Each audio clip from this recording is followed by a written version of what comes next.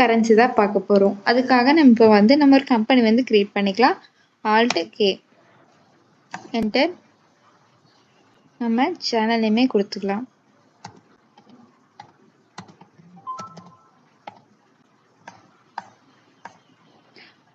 ஸ்டேட்டில் தமிழ்நாடு என்டர். என்ன போட போகிறோம்னா மல்டி கரன்சி கொடுத்துக்கிறேன். Ctrl+A அக்செப்ட் கொடுத்துடலாம். அடுத்தது இதுக்கான ஃபியூச்சர்ஸ் வந்து கேட்குது. மெயின்டைன் அக்கௌண்ட்ஸ் அண்ட் மெயின்டைன் இன்வென்ட்ரிக்கு வந்து எஸ் கொடுத்துட்டு ஜிஎஸ்டி வந்து நோன் கொடுத்து அக்செப்ட் பண்ணிடலாம். நம்ம மல்டி கரன்சி தான் போட போகிறோம். இப்போ நம்ம வந்து கம்பெனி வந்து கிரியேட் பண்ணியாச்சு. அடுத்ததாக கிரியேட்டுக்குள்ளே போகிறோம். கீழே வந்து நமக்கு கரன்சின்னு இருக்குது, அதை வந்து நம்ம என்டர் பண்ணுறோம். இதில் வந்து கிரியேட் நியூன்னு என்டர் பண்ணுறோம். இதில் வந்து சிம்பிள்னு கேட்குது. சிம்பிளில் வந்து நம்ம டாலருங்கிறது கொடுக்க போகிறோம். அதுக்கு வந்து Shift+4 கிளிக் பண்ணிங்கன்னா உங்களுக்கு டாலர் சிம்பிள் வந்து ஓப்பன் ஆகும். ஃபார்மல் நேமில் வந்து US டாலர்னு டைப் பண்ணணும்.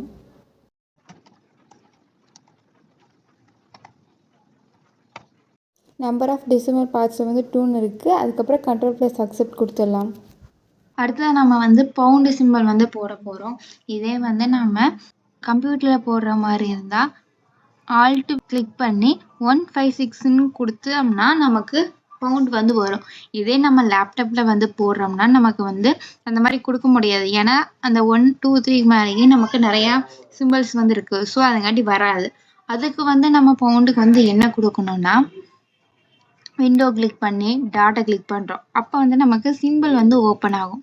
அதில் வந்து நம்ம 4வது இருக்க சிம்பிள்ஸ் வந்து கிளிக் பண்ணுறோம். அதில் வந்து நமக்கு வந்து ஃபர்ஸ்ட்டாக பவுண்டு அதை வந்து கொண்டு வரதுக்கு நம்ம ரைட் கிளிக் பண்ணோம்னா நமக்கு அதை வந்து நம்ம என்டர் பண்ணிக்கலாம். அடுத்ததாக ஃபார்மல் நேமில் வந்து பவுண்டுன்னு கொடுத்துக்கலாம். என்டர். Ctrl+A